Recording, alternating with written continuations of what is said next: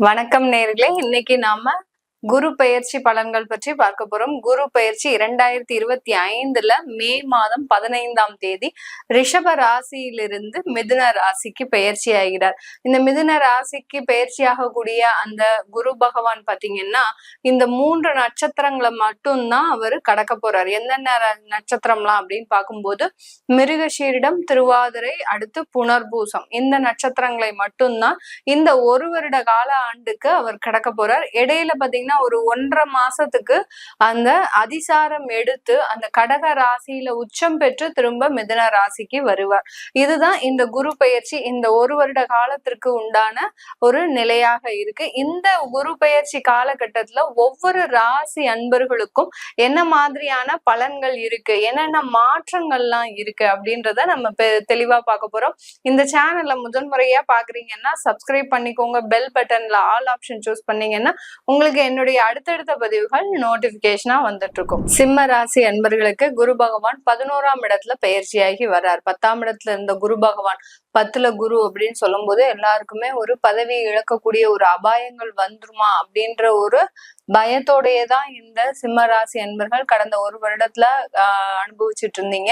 இது 11ஆம் இடத்திற்கு நகர்ந்து வரார். பயிற்சியாகி வரும்போது இந்த சிம்ம ராசி அன்பர்களுக்கு இந்த காலகட்டம் மட்டும்தான், இந்த குரு பயிற்சியினால மட்டும்தான் சில நன்மைகள் இந்த வருடத்துல ஏற்படக்கூடிய ஒரு நேரமாக இருக்கும். இந்த மே மாதத்துல இருந்து அடுத்த வருடம் ஜூன் மாதம் வரைக்கும் குருவால தான் இவங்களுக்கு ஏதாவது ஒரு நன்மைகள் இவர்களை தேடி வரக்கூடிய ஒரு நேரமாக இருக்கும். சிம்ம ராசி அன்பர்கள் பொதுப்படையாக எதையுமே பேச மாட்டாங்க. அதாவது யாராவது வந்திருக்கிறாங்க அப்படின்னா அவங்க கிட்ட வெளிப்படையாகவே பேச மாட்டாங்க. இன்டைரக்டா தான் எதையாவது அவங்களுக்கு உணர்த்தும் விதமாக சொல்லக்கூடியவர்கள் இந்த சிம்ம ராசி அன்பர்கள். ஏன்னா டைரக்டா பேசும்போது அவர்களுக்கு மனது புண்படுற மாதிரி நம்ம பேசிடுவோமா, இல்ல வேற மாதிரியாக அவர்களுக்கு தேவையில்லாம ஒரு வேற எண்ணத்தை நம்ம உருவாக்க கூடாது அப்படின்ற மாதிரியான ஒரு எண்ணத்துல மறைமுகமாக பொதுப்படையாக இல்லாமல் மறைமுகமாக பேசுபவர்கள் இந்த சிம்ம ராசி என்பர்கள்.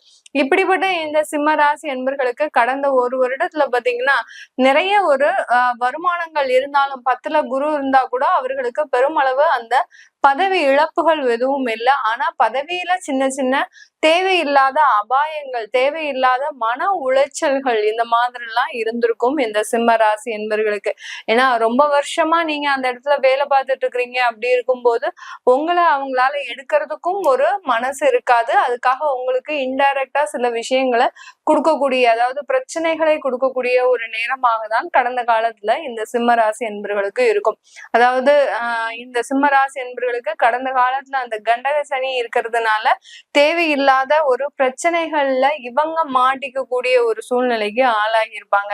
சும்மா இருந்தாலும் போய் அந்த இடத்துல போய் நீங்க இருந்ததுனால, பிரசன்ஸா இருந்ததுனால அந்த பிரச்சனைகள் உங்க தலையில இருக்கக்கூடிய ஒரு நேரமாக தான் கடந்த காலத்துல எல்லாம் இருந்திருக்கும்.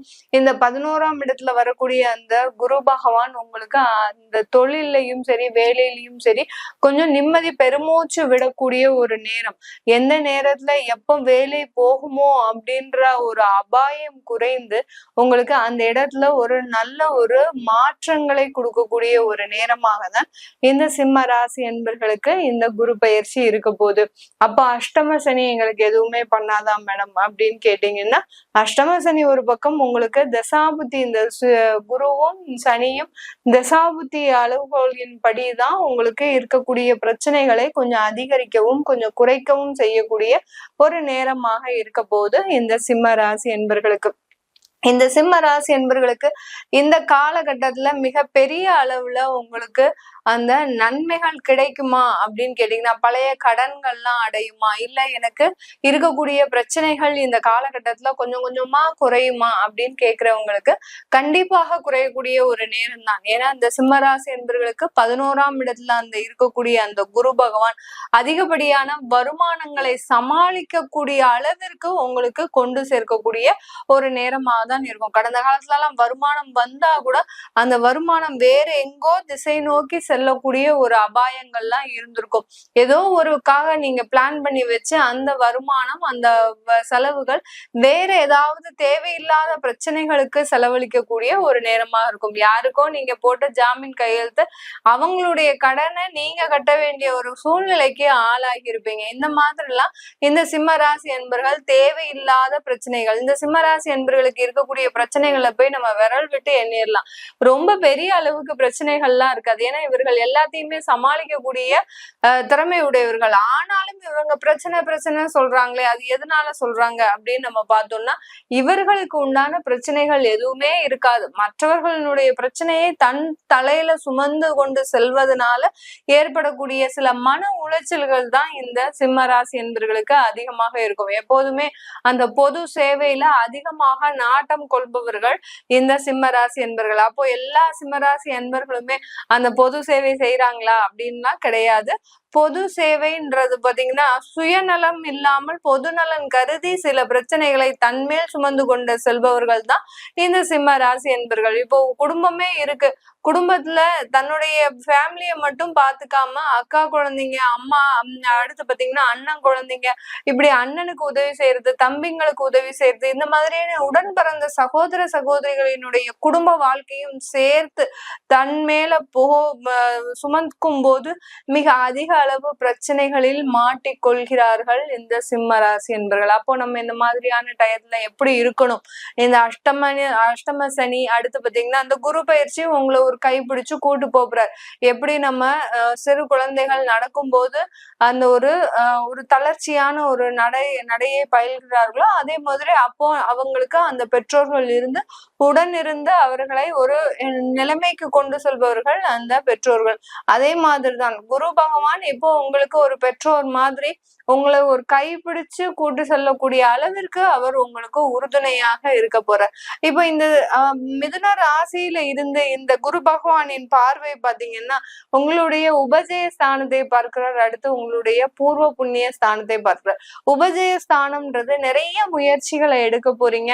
அந்த முயற்சிகள்ல உங்களுக்கு வெற்றி இல்லாவிட்டாலும் அந்த முயற்சிகள்னால உங்களுக்கு ஏதோ ஒரு நன்மைகள் வந்து சேரக்கூடிய ஒரு நேரமாக இருக்கும். இப்ப வெளிநாட்டுக்கு அப்ளை பண்றீங்க, இல்ல வேற ஒரு ஊருக்கே நீங்க அப்ளை பண்றீங்க, இல்ல உங்களுடைய வேலையை மாற்றம் செய்யணும்னு ஒரு நிமித்தமாக வேற ஒரு வேலைக்கு அப்ளை பண்றீங்க. ஆனா அந்த முயற்சிகள் இருக்கும். அந்த முயற்சிகள்னால நீங்க அதிகப்படியான பாடத்தை கற்றுக்கொள்ளக்கூடிய ஒரு நேரமாகும். இதுதான் இந்த குரு பெயர்ச்சி இந்த சிம்ம ராசி என்பவர்களுக்கு கொடுக்கக்கூடிய ஒரு நேரம். அஷ்டம சனியும் ஒர்க் ஆகும் உங்களுக்கு. நீங்க இங்க குரு பயிற்சினால முயற்சி செய்றீங்க, அந்த முயற்சினால ஏதோ ஒரு பாடத்தை கத்துக்கிறீங்க அப்படின்னா அங்க அஷ்டம சனி ஒர்க் ஆகுது. அவருடைய வேலையை செஞ்சுட்டு இருப்பார், இங்க குருவும் அவருடைய வேலையை செஞ்சுட்டு இருப்பார். இந்த மாதிரியாக உங்களை ஒரு கைத்தாங்களாக எந்த விதமான ஒரு ஆபத்தும் இன்றி பிரச்சனையும் இன்றி உங்களுக்கு மிகப்பெரிய அளவுக்கு ஒரு நல்ல ஒரு மாற்றத்தை கொடுக்கக்கூடிய ஒரு பயிற்சியாக தான் இந்த குரு பயிற்சி இருக்க போகுது. அடுத்து உங்களுடைய பூர்வ புண்ணிய ஸ்தானத்தை பார்க்கிறேன். பூர்வ புண்ணிய ஸ்தானம்ன்றது நான் நிறைய பதிவுல சொல்லியிருக்கிறேன். பூர்வ புண்ணிய ஸ்தானமும் பாக்கியஸ்தானமும் பாத்தீங்கன்னா உங்களுடைய பேங்க் அக்கௌண்ட் மாதிரி எந்த அளவுக்கு அந்த இடத்துல நீங்க கிரெடிட் வச்சிருக்கிறீங்க அப்படின்றத பொறுத்துதான் அந்த ஸ்தானம் வேலை செய்யும். அதே மாதிரிதான் இந்த பூர்வ புண்ணிய ஸ்தானத்தை அந்த குரு பகவான் பார்க்க போறார். அந்த பூர்வ புண்ணிய ஸ்தானத்துல உங்களுக்கு பிரச்சனைகள் அதிகமாக இருக்கு அப்படின்னா கண்டிப்பாக அதனால ஏதாவது ஒரு தொந்தரவுகள் உங்களுக்கு அதிகரிக்கக்கூடிய ஒரு நேரமா தான் இருக்கும். பிரச்சனைகள்னா என்ன? நம்ம செய்த பாவ புண்ணியங்கள் தான். நம்ம எதுவுமே யாருக்குமே உதவி செய்யாம நமக்கு மாத்திரம் எல்லாமே கிடைக்கணும் அப்படின்னு நம்ம நினைச்சுக்கிட்டோம்னா கண்டிப்பா அது உங்களுக்கு ஒரு பிரச்சனையில கொண்டு போய் முடியக்கூடிய ஒரு நேரமாக இருக்கும். இதே இது நீங்க நிறைய தானங்கள் தர்மங்கள் பண்ணிருக்கிறீங்க, நிறைய பேருக்கு உதவி பண்ணிருக்கிறீங்க, உங்களுடைய சுயநலன் கருதாமல் பிறனுடைய ஒரு முன்னேற்றத்தை மட்டுமே கருத்தில் கொண்டு நீங்க செயல்பட்டு இருக்கிறீங்க அப்படின்னு இருக்கும்போது உங்களுடைய வளர்ச்சி இந்த பூர்வ புண்ணிய ஸ்தானத்தை குரு பகவான் பார்க்கறது மூலமாக உங்களுக்கு ஒரு ஏற்றத்தை கொடுக்கக்கூடிய ஒரு நேரமாக இருக்கும். அப்போ நம்ம என்ன பண்ணணும்? பேங்க் கிரெடிட்டை நம்ம இன்க்ரீஸ் பண்ணிக்கிட்டே இருக்கணும். பூர்வ புண்ணிய ஸ்தானத்தையும் பாக்கியஸ்தானத்தையும் நம்ம எந்த அளவுக்கு இன்க்ரீஸ் பண்ணிக்கிட்டே இருக்கிறோமோ அந்த அளவுக்கு எந்த தசாபுத்திகள் மாறினாலும் எந்த ஒரு சனி பயிற்சிகள் வந்தாலும் நமக்கு எந்த விதமான ஒரு தொந்தரவும் இல்லாம நம்ம பாட்டுக்கு நம்ம லைஃப ரன் பண்ணக்கூடிய ஒரு சுச்சுவேஷன் தான் இந்த பூர்வ புண்ணிய ஸ்தானம் நமக்கு சொல்கின்ற ஒரு வேலையாக இருக்கும். இந்த மாதிரி தான் இந்த குரு பகவான் உங்களுக்கு 5ஆம் இடத்தை பார்க்கறதுனால பூர்வீக சொத்துக்கள்ல இருக்கக்கூடிய குறைகள் நீங்கக்கூடிய ஒரு நேரம். அடுத்து உங்களுடைய உடம்பு சம்பந்தமான வியாதிகள் குறையக்கூடிய ஒரு நேரம். யார் யாருக்கெல்லாம் குழந்தை பேரு இல்லையோ அவர்களுக்கு எல்லோருக்குமே குழந்தை பாக்கியம் அமையக்கூடிய ஒரு நேரமாக இருக்க போது இந்த பூர்வ புண்ணிய ஸ்தானத்தை பார்க்கறதுனால இந்த சிம்ம ராசி என்பர்களுக்கு இந்த இடத்துல எல்லாம் நன்மைகள் நடக்கும் போது, அப்போ அந்த இடத்துல நன்மைகள் வரும்போது ஏதாவது ஒரு பிரச்சனைகள் வருமா அப்படின்னு கேட்டீங்கன்னா கண்டிப்பா வரக்கூடிய ஒரு நேரம் தான். அதுதான் அந்த அஷ்டம சனி செய்யும். ஏன்னா நம்ம ரெண்டையும் போட்டு கன்ஃபியூஸ் பண்ணிக்க கூடாது. குரு பெயர்ச்சின்றது உங்களுக்கு 11ஆம் இடத்துல இருந்து பெயர்ச்சி ஆகிறதுனால கண்டிப்பா ஒரு நன்மைகள் இருக்கு.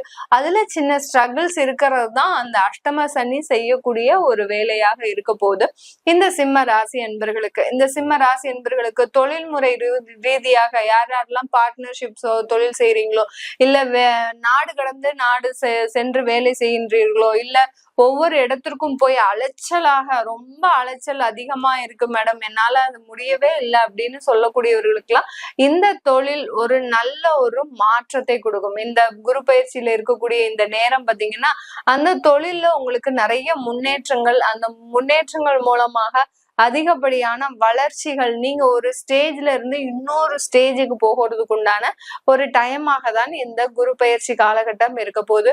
இந்த குரு பயிற்சி காலகட்டத்துல இந்த சிம்ம ராசி அன்பர்களுக்கு அதிகப்படியான நன்மைகளும் வராது, அதிகப்படியான கெடுதல்களும் வராது. அந்த மாதிரியாக பேலன்ஸ்டா கொண்டு போகக்கூடிய ஒரு டைம் தான். என்ன ஒரு பிரச்சனை வந்தாலும் அதை தீர்க்கக்கூடிய அளவுக்கு உங்களுக்கு திறமைகளும் வருமானமும் வரும். என்ன ஒரு வருமானத்துல குறைவு வந்தாலும் அதை சரி செய்யக்கூடிய அளவிற்கு வேலை வாய்ப்புகளும் இதர வாய்ப்புகளும் உங்களுக்கு வந்து சேரக்கூடிய ஒரு நேரமாக தான் இந்த குரு பயிற்சி காலகட்டம் இருக்க போகுது. இந்த சிம்ம ராசியில இருக்கக்கூடிய இந்த மகம் நட்சத்திர அன்பர்கள் இந்த காலகட்டம் ரொம்ப கேர்ஃபுல்லா இருக்கணும். வெளியிடத்துல பழகிறவங்களோட உங்களுக்கு ரொம்ப கேர்ஃபுல்லான ஒரு இடத்த, அதாவது ஒரு ரொம்ப எச்சரிக்கையாக இருக்கக்கூடிய ஒரு நேரமாக இருக்க வேண்டும்.